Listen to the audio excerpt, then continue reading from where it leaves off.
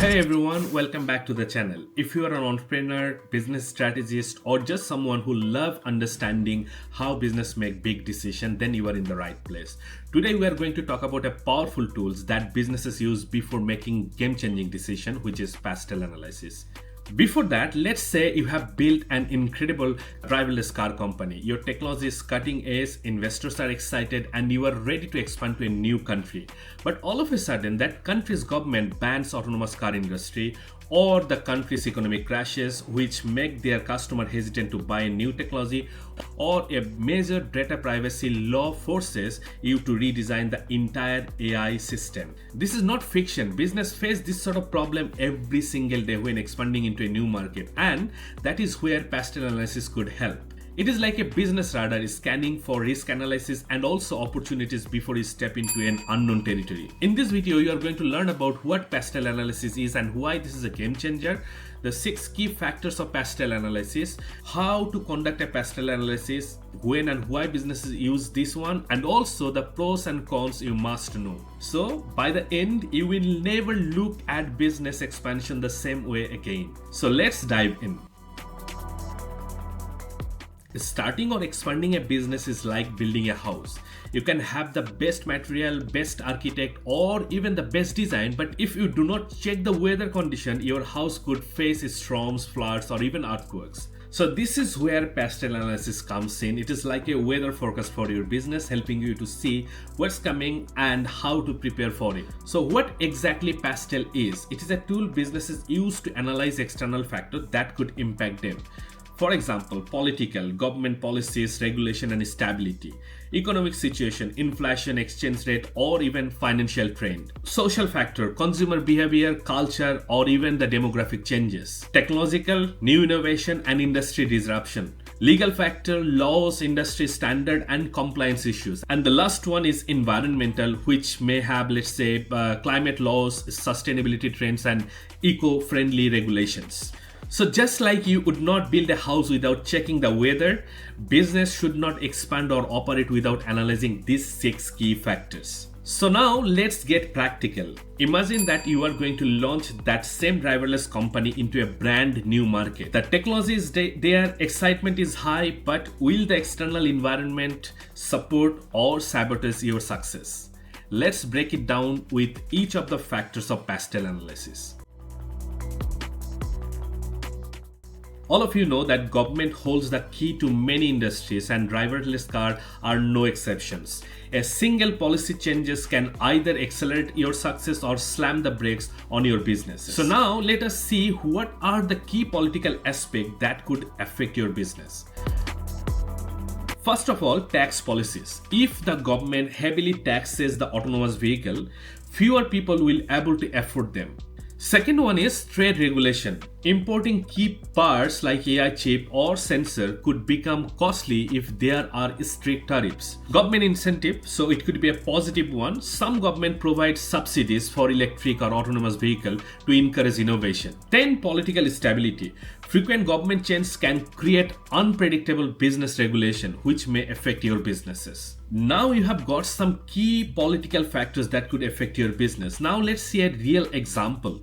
Take Tesla in India, a perfect case of how politics can shape the businesses. Tesla planned to expand into India but faced massive import duty, over 100%, make their car twice as expensive. Obviously, they requested tax reduction to make it viable, but the government refused. So without a local manufacturing base or policy support, Tesla delayed its India launch indefinitely. So this is a classic example of how tax policy and government regulations can block expansion, even for an industry giant.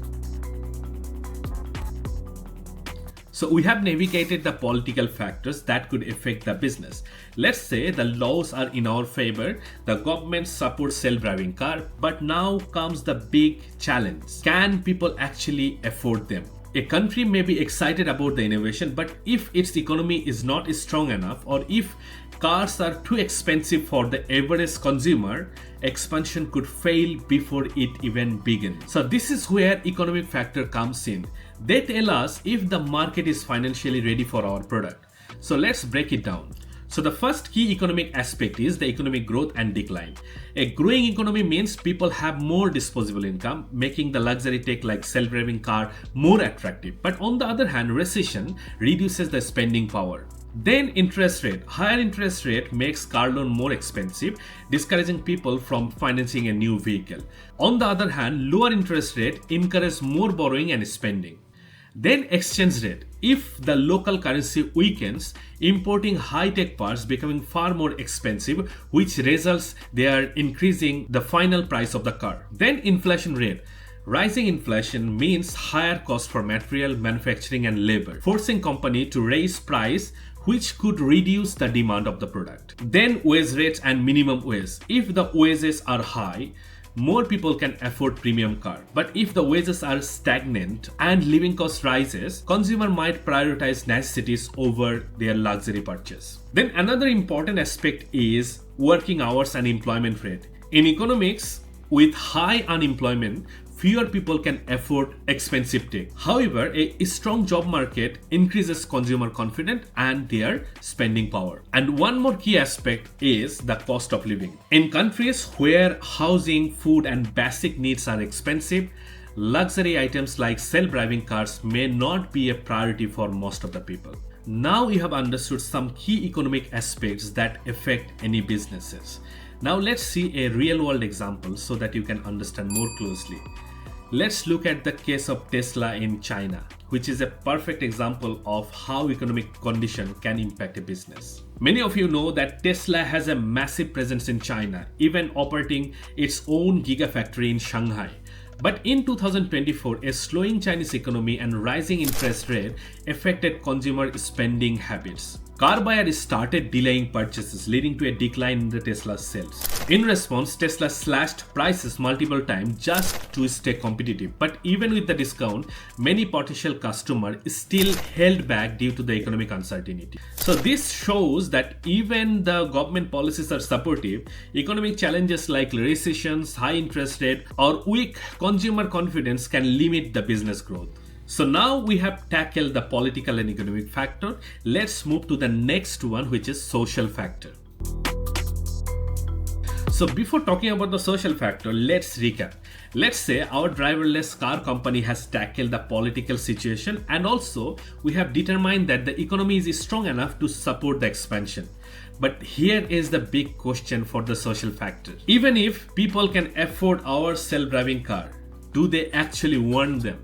Because business success is not just about regulation and money, it is about human behavior. If people fear the technology or do not trust it, then even the best business plan can fail completely. So this is where the social factor comes into the play. So what social aspect that could affect the business? Let's see.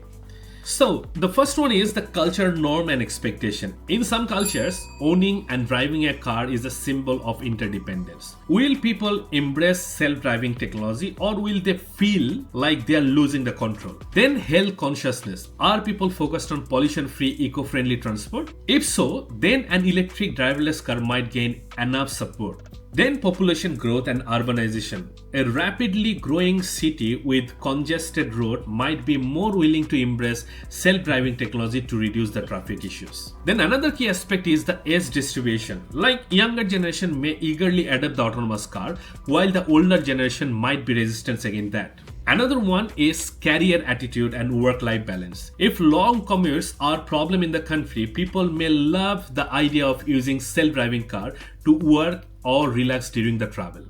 And the last key aspect of social factor I'm going to talk about, which is environmental awareness and global warming. In eco-conscious countries, a driverless electric car could gain fast adoption, especially if it helps reduce emissions. So we have seen several key social aspects that could affect your business. Now let's see the Tesla's example again. Tesla's autopilot system has been in the center of a huge social debate. On one hand, tech-savvy consumers love the idea of hands-free driving, But on the other hand, many people still do not trust AI to make life or death decision on the road. And several accidents linked to driver inattention while using Tesla's autopilot have damaged the public confidence.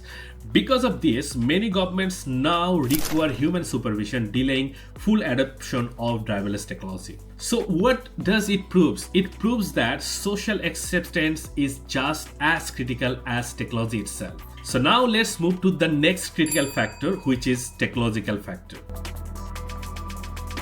So we have tackled political approvals, economic feasibility, and social acceptance. But here is another question. Even if people want self-driving car, is the technology actually ready for them? Because no matter how exciting or innovative an idea is, if the technology is not advanced enough, the entire business could collapse before even it begins. So this is where technological factor comes into the play. We are not asking if the technology is cool or not. We are asking, is it reliable? Is it scalable? Is it supported by the country's infrastructure? So the first key technological aspect that could impact the business is the technology demand and adoption rate. So the big question here, are people ready and willing to use new technology? If the market is not tech savvy, then adaptation rate will be slower. So then the technology demand. Is the AI for self-driving car advanced enough? Does the country support high-tech innovations, or is it lagging behind? Then internet connectivity and speed. Self-driving car rely heavily on the real-time data.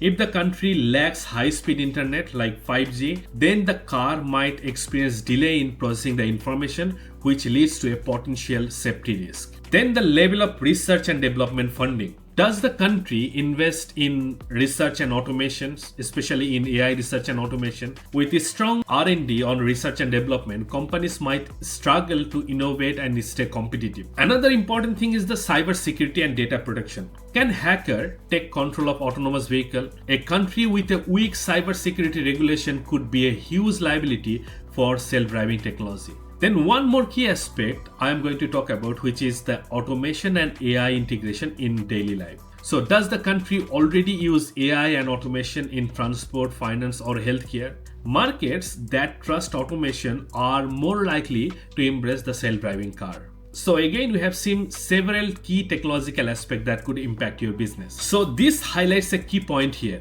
Even if a country allows self-driving cars, the tech must be advanced enough to handle the real-world condition.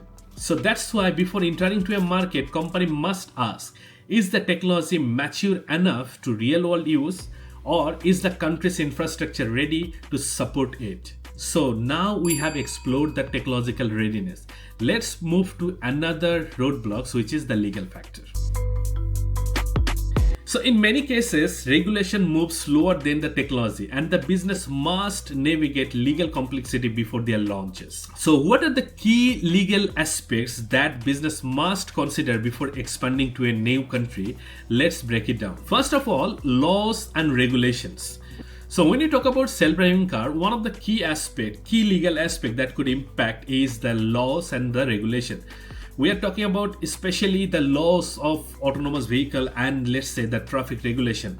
Some countries strictly regulate or even ban self-driving cars. Others may require a human driver to control or to be present there to make full autonomy impossible. Then the liability and the accident responsibility. If a self-driving car crashes, who legally responsible for that? The manufacturer, the software developer, or the owner? Countries have different liability laws and business must navigate who bears the blame. Then another key aspect is the data protection and the privacy law. Self-driving car collect huge amount of data from personal behavior or even the location tracking. So countries with strict data privacy law, for example GDPR in Europe, may limit AI data collection, which may affect the operation. So then the employment laws and job displacement regulation. Autonomous vehicles threaten millions of drivers' jobs. Some countries restrict automation to protect employment, creating roadblocks for self-driving companies. Then the intellectual property and the patent law. Can a business protect its AI and technology from being copied? Weak IP laws in some countries means companies risk of losing their competitive edge. So these are the key legal aspects a company must need to consider before the expansion. Now let's see the Tesla's example again. For example, in Germany, Tesla was forced to rename its autopilot system because the regulator ruled that the name full self-driving misled the consumer into thinking the car is fully autonomous where the human intervention is still required. Similarly, in UK and Japan, regulators have delayed approval of Tesla's FSD mode until it meets higher safety standards. So before expanding to a new market, businesses must ask, especially the self-driven car, are self-driving car legal there? Who is responsible in the accident cases? Or are the data privacy and employment laws favorable for the automation? When we talk about environmental factors, let's ask a bigger question. Is our business good for the planet? Because in today's world, companies cannot just focus on profit. They must also think about the sustainability. Governments, consumer, or even the investors demand eco-friendly solution, and ignoring environmental concerns can mean heavy regulations, bad PR, and also lost market opportunities. So that's why business must evaluate environmental factor before launching the new market. So let's see what are the key environmental aspects that could impact any business. So the first one, regulation with the global warming and carbon emission. Does our product help or hurt the fight against the climate change? Many countries even penalize high emission vehicles while promoting zero emission alternatives. Are self-driving car batteries recyclable? Governments and consumers demand sustainable solutions to reduce e-waste and battery pollution. How much electricity do autonomous vehicles consume? If the energy comes from non-renewable sources, they could still have a negative environmental impact. Then attitudes towards sustainability. Some countries have strict green policies, while others prioritize industrial growth over environmental concern. And then the natural disaster risk. How do climate risks like floods, hurricane, extreme heats affect the business operation? So we have seen several aspects, and let me tell you again the Tesla's one. As you know, the Tesla has been global leader in the electric vehicle, helping reduce the carbon emission. EV batteries or the electric vehicle batteries require lithium, cobalt, or other rare minerals, which are often mined into environmentally damaged waste. So while Tesla promotes clean energy, critics argue that battery production and the disposals create new environmental problems. So this proves that sustainability is not just about reducing emission, it is about creating a fully circular, eco-friendly business model. So before expanding, business must ask that is our product truly sustainable or just less harmful? How do we manage waste, recycling, and long-term impact? And another one is, are we prepared for strict environmental policy? So we have covered every single aspect of PESTLE analysis, from politics to economic society to technology, law, and the environment. Now comes the most important question: how do business actually use PESTLE in the real life? So when you talk about the key uses of PESTLE analysis, the first thing comes to our mind is that market entry decision. Should we expand here or not? So then PESTLE is used for risk management, avoiding business disaster. Companies use PESTLE to predict potential threat and adapt a strategy before facing any major losses. PESTLE has a bigger impact in the marketing side as well. So because they need to sell in diverse culture or different culture. Another thing is the sustainability and the compliance, meeting the green standard. With environmental law getting stricter, companies use PESTLE to plan ahead for eco-friendly operations. So throughout the discussion, we have seen several good factors about the PESTLE analysis and how it helps businesses like even Tesla and others to navigate all different 6 factors before entering to a new market. But let's be honest, while PESTLE is great, but it is not perfect. So just like self-driving car, while they are innovative, but still they have challenges. PESTLE comes with advantages and disadvantages. So let us talk about the positive thing. First thing is, PESTLE will give us a big picture of thinking, a complete business radar. PESTLE forces businesses to look beyond profit and consider long-term risk and opportunities. Another big advantage of PESTLE is it helps business to stay ahead of the trend. Let's say by analyzing the social and technological factors, company can predict market shifts and stay ahead of the competitors. Another important aspect is it reduces the risk before expansion. As you have seen over the discussion, PESTLE helps companies avoid launching in an unstable market where political, social, or even the legal risk could lead to their failure. And one more thing, that it supports smarter decision making. When business understand the external risk, they can adjust pricing, marketing, and investment accordingly. Now let us see some of the disadvantages of PESTLE analysis. As you have seen, 6 factor, lot of key aspects. So the first key disadvantage is it is time consuming and data heavy. PESTLE requires constant research and gathering data on all these different 6 aspects. That could be very overwhelming. Another thing is rapid changes can make PESTLE outdated. For example, laws and economics changes overnight. So it means that today's analysis could be useless tomorrow.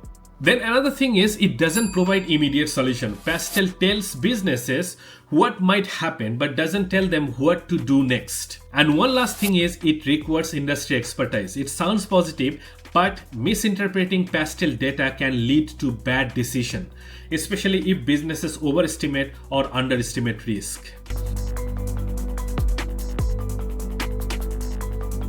So after the whole discussion about the PESTLE analysis, what we have learned? We have seen company like Tesla or the other self-driving car, how they navigate to all the 6 factor of PESTLE analysis before making a major decision. We have also seen that while PESTLE is powerful, it has some crystal ball as well. It requires constant updates, deep research, and also the strategic applications alongside other business tools. So you do not need to be Elon Musk or Fortune 500 CEO to use PESTLE. If you are an entrepreneur, it helps you to choose the right market for your startup. If you are a business leader, it will help you to stay ahead of the risk before they hit. And if you are a student or researcher, it helps you to understand how the world impacts business decisions. And the last thing, the best part, the PESTLE is free to use. So it is simply about the gathering the right data, analyzing the trend, and making informed choice. So if you found the video helpful, don't forget to like, subscribe, and drop the comment below. So until next time, stay strategic, stay informed, and keep innovating. Thank you.